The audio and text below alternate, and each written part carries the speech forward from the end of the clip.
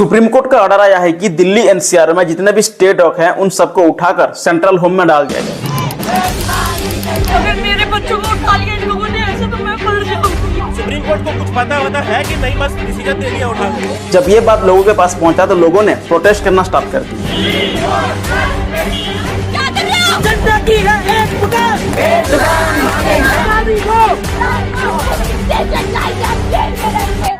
कभी कभी देश में ऐसा कुछ हो जाता है, एक ऐसा स्टोरी आ जाता है जिससे देश के बारे में हमारा जो नजरिया होता है वो पूरी तरह से बदल जाता है। ऐसा लग रहा है कि देश में सब जम्बिस बन गया है, चाहे वो सरकार हो या नेता हो या कोई पुलिस हो या कुछ कोर्ट हो। जो भी आदेश या जो भी निर्देश दे देता है तो लोग उसे बड़ी आसानी से एक्सेप्ट कर लेते हैं। एसएससी एग्जाम स्कैम हो या वोट चोरी हो या इंडिया पाकिस्तान का वार हो या अमेरिका जो हमारे ऊपर इस तरह का टैरिफ लगा रहा हो या किसी स्कूल का छत कोलैप्स कर गया हो या किसी पहाड़ी एरिया में बादल फट गया हो, ये सारे वो इशू है जो हमें फर्क पड़ता है, इसीलिए हम उसके बारे में वीडियो बनाते हैं और आप लोगों को जागरूक करते हैं। अब हुआ ये, सुप्रीम कोर्ट ने इंडिपेंडेंस डे के हफ्तों में ऐसा क्या कर दिया कि देश भर के लोग आज प्रोटेस्ट कर रहे हैं।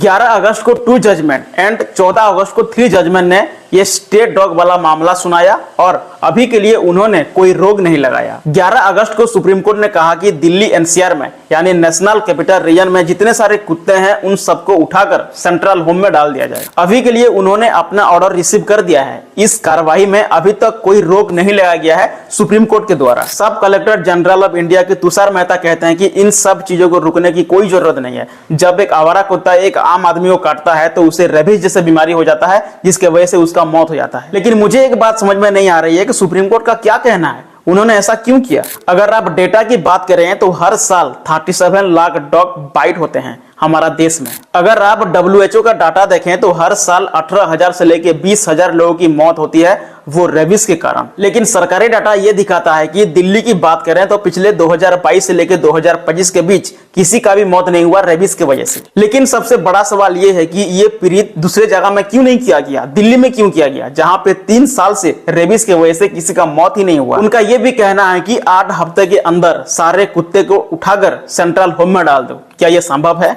और ऑर्डर देखिए सुप्रीम कोर्ट का, अगर कोई भी इसको रीलोकेशन को ब्लॉक करने का कोशिश करेगा तो उसके खिलाफ कार्रवाई हो सकता है। देखिए ये एनिमल्स राइट ग्रुप को कहा जा रहा है। आप सोचिए इतना जो स्ट्रॉन्ग ऑर्डर आया हुआ है इसका पीछे क्या रीजन हो सकता है। आपको याद होगा कुछ साल पहले सुप्रीम कोर्ट ने क्या कहा था, 10 साल के पेट्रोल और 15 साल की डीजल गाड़ियों को बैन कर दो एक झटके में। मुझे आज भी समझ में नहीं आ रहा कि इसका क्या लॉजिक था। 2 साल बाद आज मुझे समझ में आ रहा है कि इसका कोई लॉजिक नहीं था। बेकार में इतने सारे गाड़ियों को बंद कर दिया गया। ये प्रेशर में कितना लोग तो नए गाड़ी भी खरीद लिए। सुप्रीम कोर्ट का ये भी कहना है कि 8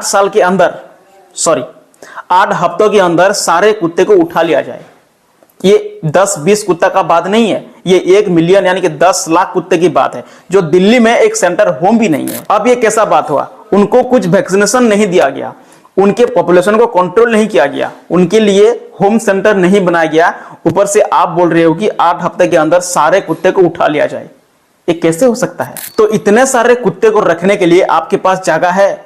अगर जगह भी है तो इतने सारे कुत्ते को ठीक टाइम में खाना खिला पाओगे?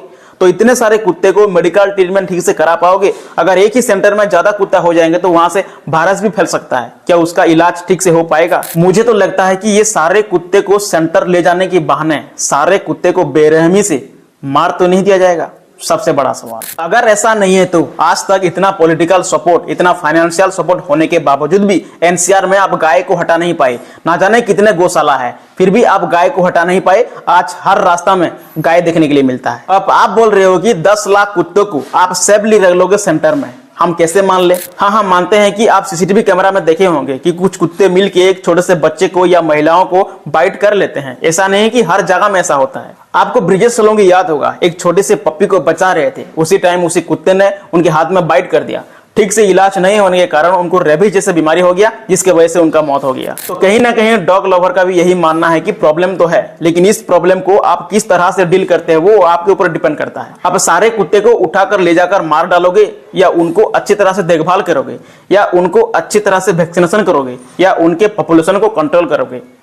ये सवाल सबके मन में चल रहा है। लेकिन एक बात मैं आपको बताऊं, कुछ कुत्ते मिलकर एक छोटे से बच्चे को या महिलाओं को अटैक क्यों करते हैं? देखिए, एक जगह में 4 या 5 कुत्ता है, अगर उनको थोड़ा सा भी खाना मिल जाएगा तो वो लोग पेट भर आराम से खा लेते हैं। अगर उनका पॉपुलेशन बढ़ा, 4-5 कुत्ते के जगह 15-20 कुत्ता हो जाएंगे तो उतना खाना उनको होगा ही नहीं, तो वो लोग आपस में लड़ते हैं। तो ये देखने के बाद लोग उनके ऊपर पत्थर मारते हैं, उनके ऊपर गाड़ियां चला लेते हैं। अब ये देख के दूसरे कुत्ते गुस्से हो जाते हैं, इसलिए लोगों के ऊपर अटैक करते हैं, छोटे से बच्चे के ऊपर अटैक करते हैं। जो गाड़ियां उनके ऊपर चल गया है, वो दूसरा कुत्ते जो भी गाड़ी को देखते हैं उस गाड़ी का पीछा करते हैं उनको काटने के लिए। इसका मतलब ये नहीं है कि आप सारे कुत्ते को उठाकर सेंटर में डाल दोगे। अब ये बात सुनकर लोगों को बुरा लगा, तो इस बात को लेकर दिल्ली इंडिया गेट के सामने लोग प्रोटेस्ट किए, चाहे वो डॉग लवर हो या ना भी हो। अब बेंगलोर ने क्या किया पता है आपको? जो दिल्ली किया उसका उल्टा किया। 4 से 5 हजार स्टेट डॉग को खाना खिलाने का प्रोग्राम किया है। खाना खिलाने के साथ साथ उनको वैक्सीनेशन भी किया जाएगा और उनके बात को भी कंट्रोल किया जाएगा और 2 से 3 करोड़ उनके ऊपर सालाना खर्चा भी किया जाएगा। बंगाल में भी ये प्रोग्राम करने का बात सामने आया है। मिड डे मील सिर्फ बच्चे को नहीं बल्कि कुत्ते को भी दिया जाएगा। स्कूल की स्टाफ को यह कहा गया है कि आफ्टरनून में एक अच्छी जगह देखकर एक कुत्ते को भी मील दिया जाएगा, उसके साथ साथ उनको वैक्सीनेशन भी किया जाएगा। अब इस बात को कुछ लोग एग्री करेंगे और कुछ लोग एग्री नहीं करेंगे। मैं सरकार से एक ही बात कहना चाहूंगा कि जितने भी सारे बच्चे हैं या बुजुर्ग हैं उन सबको रेबीज वैक्सीन देना चाहिए, चाहे आगे में कुछ प्रॉब्लम ना हो, चाहे एक कुत्ता भी सेफ रहेगा और एक छोटा सा बच्चा हो या बुजुर्ग व्यक्ति भी सेफ रहेगा। और एक बात, कुत्ते के साथ साथ एक इंसान को भी देखभाल करना बहुत जरूरी है। देश में बहुत ज्यादा रेप होते हैं, देश में बहुत ज्यादा रोड एक्सीडेंट होते हैं, देश में बहुत ज्यादा एयर पोल्यूशन होते हैं, देश में बहुत ज्यादा बेरोजगार हैं। बच्चे एग्जाम देने के लिए एग्जाम हॉल में जाके पहुंचते हैं तो उनके साथ स्कैम होता है। तो इस बात को लेके थोड़ा ध्यान देना चाहिए, तब जाके देश आगे बढ़ेगा। तो दोस्तों, आज का वीडियो इतना ही। अगले वीडियो देखने के लिए चैनल को सब्सक्राइब जरूर करें। जय हिंद।